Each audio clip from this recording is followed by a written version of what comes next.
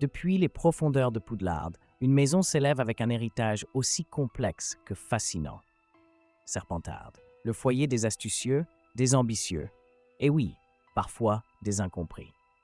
Pendant des siècles, Serpentard a été vue comme le berceau des sorciers noirs et des mange-mortes, mais elle a aussi produit des héros, des visionnaires et des légendes qui ont changé le cours de l'histoire magique. Dans cette vidéo, nous explorerons les 10 Serpentards les plus emblématiques de tous les temps. De ceux qui ont défié leur destin pour tracer leur propre chemin, à ceux qui ont embrassé leur obscurité pour devenir des forces imparables. Chacun d'eux a laissé une empreinte indélébile dans l'histoire du monde magique. Préparez-vous à découvrir des histoires de sacrifices, de pouvoir et d'ambition qui ont transformé ces sorciers et sorcières en légendes. Parce qu'à Serpentard, la grandeur trouve toujours un moyen de briller, même dans l'ombre. Bienvenue dans le top 10 de Serpentard. 10. Andromeda Tonks, la Serpentarde qui a défié son destin. Andromeda Tonks est l'un des personnages les moins connus, mais les plus fascinants de l'univers de Harry Potter.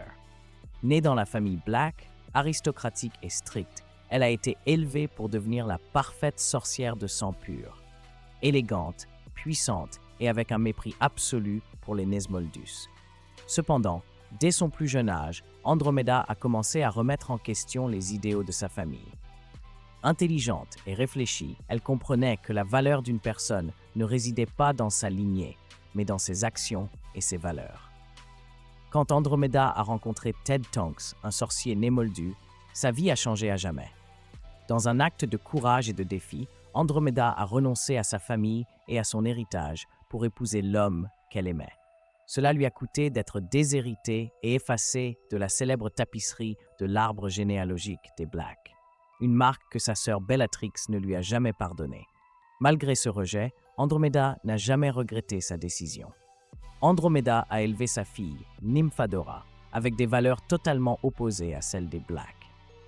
Elle lui a appris à être tolérante, à valoriser la diversité et à se battre pour ce qui est juste. Une leçon que Tonks a emportée avec elle lorsqu'elle a rejoint l'Ordre du Phénix. Pendant la Seconde Guerre des Sorciers, la force d'Andromeda a été mise à l'épreuve de la manière la plus cruelle. Elle a perdu son mari, sa fille et son gendre, Remus Lupin. Malgré son chagrin, Andromeda a pris soin de son petit-fils, Teddy Lupin, l'élevant avec le même amour et la même détermination qu'elle avait montré à sa fille.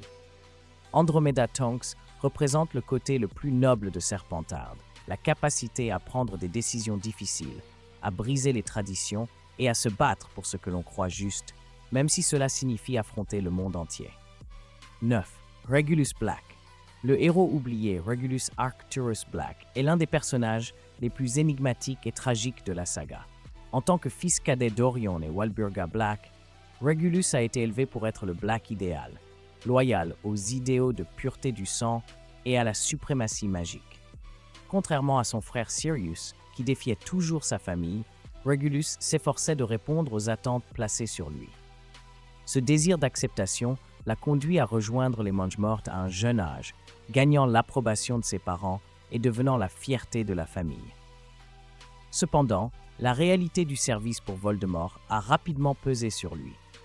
Regulus n'était pas aveugle aux atrocités commises par les Mange-Mortes, mais ce qui l'a vraiment conduit à remettre en question sa loyauté, c'était le traitement inhumain de Voldemort envers Créature, l'elfe de Maison des Black. Quand Regulus a découvert que Voldemort avait utilisé Créature pour cacher un de ses Horcruxes, il a compris que le Seigneur des Ténèbres n'avait aucun respect, même pour ses partisans les plus fidèles. Cette révélation a marqué un tournant dans sa vie. Dans un acte de bravoure extraordinaire, Regulus a planifié de voler l'Horcrux que Voldemort avait caché dans la caverne. Avec Créature, il a affronté les dangers de la caverne et a réussi à récupérer le médaillon. Cependant, sachant qu'il ne survivrait pas, il a laissé des instructions à Créature pour qu'il s'échappe avec l'Horcrux et le détruise. Regulus est mort dans la caverne, entouré par les Inferi, mais son sacrifice a été un acte de rédemption qui jouerait un rôle crucial dans la chute de Voldemort.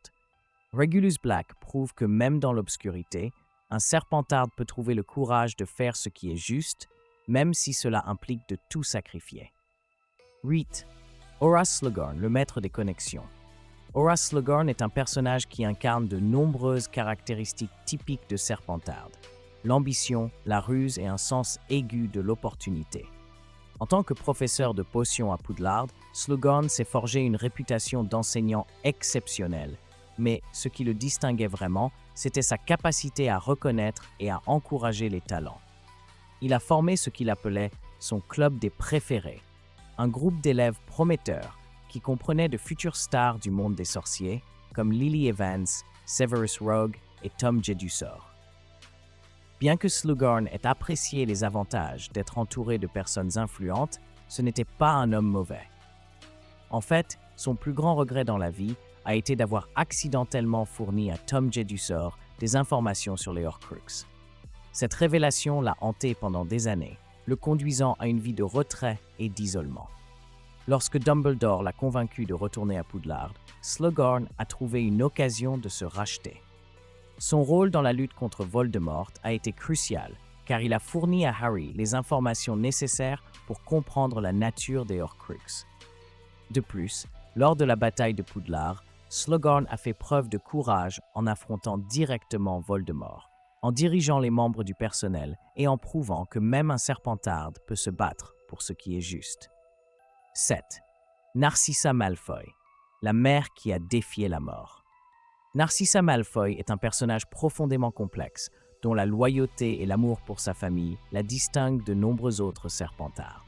En tant que sœur cadette de Bellatrix Lestrange et Andromeda Tonks, Narcissa a grandi dans une famille où la pureté du sang était presque une religion. Cependant, contrairement à Bellatrix, Narcissa ne partageait pas le fanatisme de sa sœur, et bien qu'elle ait épousé Lucius Malfoy, sa véritable priorité a toujours été son fils, Drago.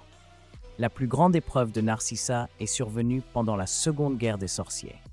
Lors de la bataille de Poudlard, Voldemort lui a ordonné de vérifier si Harry Potter était mort. En s'approchant de Harry, Narcissa a pris une décision qui allait changer le cours de la guerre. Elle a menti, disant que Harry était mort, tout cela pour protéger Drago. Cet acte de défi envers Voldemort a montré que, pour Narcissa, la famille était plus importante que toute idéologie ou loyauté. Bellatrix Lestrange, la dévotion fanatique personnifiée. Bellatrix Lestrange, née Bellatrix Black, est l'un des personnages les plus sombres et les plus terrifiants de l'univers de Harry Potter. En tant que membre de la prestigieuse famille Black, Bellatrix a grandi entourée de richesses et de pouvoir, mais aussi d'une idéologie qui glorifiait la pureté du sang et méprisait les Némoldus. Contrairement à sa sœur Andromeda, qui a rejeté ces idéaux, Bellatrix a embrassé l'idéologie des Blacks avec un zèle presque religieux. Dès son plus jeune âge, Bellatrix a démontré un talent exceptionnel pour la magie. Elle a été envoyée à Serpentard, à Poudlard, où elle a excellé en sortilège et défense contre les forces du mal. Cependant, sa véritable fascination a commencé lorsqu'elle a rencontré Lord Voldemort. Attirée par son charisme et sa vision d'un monde dirigé par des sorciers de sang pur, Bellatrix est devenue l'une de ses premières et plus fidèles adeptes, prouvant sa dévotion en devenant Mangemort. Bellatrix était bien plus qu'une simple adepte. Pour elle, Voldemort était un dieu. Sa loyauté n'était pas basée sur la peur ou l'ambition, mais sur une adoration fanatique. Cette dévotion l'a amenée à commettre des actes de cruauté inimaginables, comme la torture de Frank et Alice Londubat, jusqu'à les rendre fous. Tout au long de la guerre, Bellatrix est devenue la main droite de Voldemort, participant aux missions les plus dangereuses et jouant un rôle crucial dans la bataille pour le contrôle du monde magique. Malgré ses compétences magiques et sa ruse, Bellatrix avait un point faible. Son fanatisme la poussait à sous-estimer ses ennemis. Cela est devenu évident lors de la bataille de Poudlard, où elle a été tuée par Molly Weasley. Sa vie, marquée par la cruauté et la loyauté aveugle, est un rappel que l'ambition sans limite et la dévotion sans questionnement peuvent conduire même les sorciers les plus talentueux à leur perte. 5. Draco Malfoy. Le garçon pris entre les ténèbres et la lumière. Draco Malfoy est l'un des personnages qui a le plus évolué au fil de la saga. Né au sein de la puissante famille Malfoy, Draco a été élevé dans un environnement privilégié, où on lui a appris à mépriser les Nesmoldus et à considérer les sorciers comme des êtres supérieurs. Dès que Harry Potter l'a rejeté lors de leur première année à Poudlard, Draco est devenu l'antagoniste scolaire par excellence, arrogant, cruel et toujours prêt à prouver sa supériorité. Cependant, derrière sa façade de confiance, Draco était un garçon vivant sous une immense pression. Son père, Lucius Malfoy, était un mange-mort influent et les attentes placées sur Draco étaient énormes. Lorsque Voldemort est revenu, Draco a été poussé encore plus loin dans les ténèbres. Lors de sa 6e année à Poudlard, il s'est vu confier la mission de tuer Dumbledore, une tâche qu'il a acceptée avec arrogance, mais qui l'a laissé terrifié et désespéré. Tout au long de cette année, Draco a montré un côté plus vulnérable. Il luttait sous le poids de la responsabilité, conscient que son échec mettrait toute sa famille en danger. Bien qu'il n'ait jamais pu accomplir le meurtre, son acte de désobéissance en refusant de tuer Dumbledore a démontré que Draco n'était pas maléfique, mais un jeune homme piégé dans des circonstances bien au-delà de son contrôle. Après la guerre, Draco a complètement changé de vie. Bien qu'il n'ait jamais été un héros, il a tiré des leçons de ses erreurs et a choisi d'élever son fils, Scorpius, avec des valeurs différentes de celles qu'on lui avait enseignées. Draco Malfoy est l'exemple parfait de la façon dont même les Serpentards les plus problématiques ont le potentiel de changer et de grandir. 4. Salazar Serpentard, le fondateur dont la vision a marqué une époque. Salazar Serpentard est une figure entourée de mystères et de controverses. En tant que l'un des 4 fondateurs de Poudlard, Serpentard était un sorcier incroyablement talentueux, connu pour sa maîtrise de la magie noire et son aptitude à parler le fourche-langue, la langue des serpents. Son amitié avec Godric Gryffondor, Helga Poufsouffle et Rowena Serdaigle a marqué le début d'un âge d'or pour l'éducation magique. Mais elle a également semé les graines d'un des conflits les plus durables de l'histoire du monde magique. Serpentard a fondé sa maison sur 3 principes fondamentaux: l'ambition, la ruse et la détermination. Il croyait que seuls les sorciers de sang pur devraient être éduqués à Poudlard, affirmant que les Nesmoldus pourraient constituer une menace pour la communauté magique. Cette vision élitiste l'a conduit à des conflits avec les autres fondateurs, en particulier Gryffondor, qui défendait l'inclusion. Avant de quitter Poudlard, Serpentard a laissé un héritage sombre, la Chambre des Secrets, un lieu caché dans les profondeurs du château, abritant un basilic. Selon la légende, seul l'héritier de Serpentard pouvait ouvrir la chambre et libérer la créature pour purifier l'école des Nesmoldus. Bien que la chambre soit restée scellée pendant des siècles, son existence symbolisait la division que Salazar Serpentard avait laissée au cœur de Poudlard. Malgré ses croyances controversées, Serpentard est un rappel que même les idées les plus problématiques peuvent susciter des débats et des réflexions qui façonnent l'avenir. Son héritage, bien que sombre, reste une partie intégrante de l'histoire magique. 3. Severus Rogue, l'espion qui a vécu dans l'ombre. Severus Rogue est sans aucun doute l'un des personnages les plus complexes et fascinants de toute la saga. Né dans une famille dysfonctionnelle, Rogue a trouvé refuge à Poudlard, où il a développé son immense talent pour la magie, en particulier dans les arts obscurs et les potions. Cependant, son amour pour Lily Evans, la mère de Harry, a marqué sa vie de manière profonde et tragique. Pendant sa jeunesse, Rogue a été attiré par les idéaux des Mange-Morts, ce qui l'a conduit à rejoindre les rangs de Voldemort. Cependant, lorsqu'il a découvert que Voldemort prévoyait de tuer Lily, son amour pour elle l'a poussé à trahir le Seigneur des Ténèbres et à devenir espion pour Dumbledore. Cet acte de rédemption a marqué le début d'une vie de sacrifice et de douleur pour Rogue, qui est resté loyal à Dumbledore même après sa mort. En tant que professeur à Poudlard, Rogue était sévère et souvent cruel, en particulier envers Harry, qui lui rappelait à la fois Lily et James Potter, son rival d'enfance. Pourtant, derrière son apparence dure, Rogue menait une bataille secrète pour protéger Harry et aider à la chute de Voldemort. Sa mort pendant la bataille de Poudlard a révélé sa véritable nature. Les larmes qu'il a versées en donnant ses souvenirs à Harry ont montré les sacrifices silencieux qu'il avait faits au fil des ans. Dans ses souvenirs, il a été révélé que tout ce qu'il avait fait, il l'avait fait par amour pour Lily. Severus Rogue est l'exemple ultime d'un Serpentard dont la ruse et la détermination ont été utilisés pour une cause plus grande. 2. Tom Riddle, Voldemort, l'ambition qui a dévoré l'enfant prodige. Tom Marvolo Riddle est né le 31 décembre 1926 dans un orphelinat moldu de Londres. Sa mère, Merope Gaunt, une descendante directe de Salazar Serpentard, est morte peu après sa naissance, laissant Tom seul et rempli de ressentiment envers le monde qui l'entourait. Son père, un riche moldu nommé Tom Riddle Sear, avait abandonné Merope en découvrant qu'elle était une sorcière, semant en Tom une haine profonde envers les Moldus et leurs descendants. Dès son plus jeune âge, Tom montra un talent naturel pour la magie, ainsi qu'une inquiétante tendance à la manipulation et à la cruauté. Il pouvait contrôler les animaux, terrifier les autres enfants de l'orphelinat et garder sa nature magique secrète. À l'âge de 11 ans, il fut visité par Albus Dumbledore, qui lui expliqua qu'il était un sorcier et qu'il avait une place à Poudlard. À Poudlard, Tom fut réparti dans la maison Serpentard, une maison qui correspondait parfaitement à son ambition, sa ruse et son lignage. Il s'illustra comme un élève brillant et charismatique, gagnant le respect des enseignants et des élèves. Cependant, derrière sa façade charmante, Tom était obsédé par son ascendance. Lorsqu'il découvrit qu'il était l'héritier de Salazar Serpentard, il ouvrit la chambre des secrets et libéra le basilic sur les Nesmoldus de l'école, déclenchant une série d'événements qui culminèrent avec la mort de Mimi Gagnard. Pendant son séjour à Poudlard, Tom commença à expérimenter la magie noire. Il étudia les Horcruxes, des objets dans lesquels un sorcier pouvait stocker des fragments de son âme pour atteindre l'immortalité.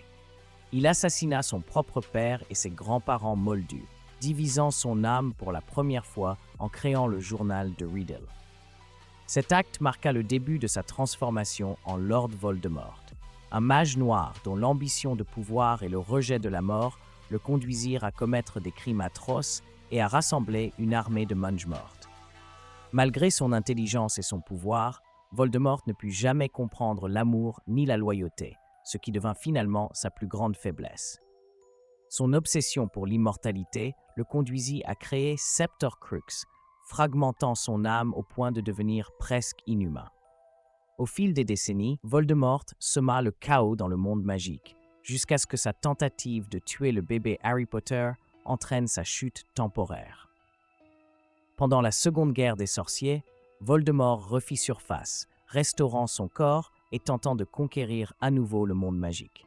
Cependant, son incapacité à comprendre le sacrifice et le courage des autres scella son destin. Il fut vaincu lors de la bataille de Poudlard par Harry Potter, l'enfant qui avait survécu à son sortilège mortel. Tom Riddle incarne comment une ambition incontrôlée et un manque d'humanité peuvent détruire même le sorcier le plus talentueux. Son héritage est celui de la terreur, mais aussi un avertissement que le pouvoir illimité ne mène jamais à la vraie grandeur. Merlin, le Serpentard qui est devenu une légende éternelle. Merlin est l'un des sorciers les plus légendaires du monde magique et un symbole de la grandeur de la maison Serpentard.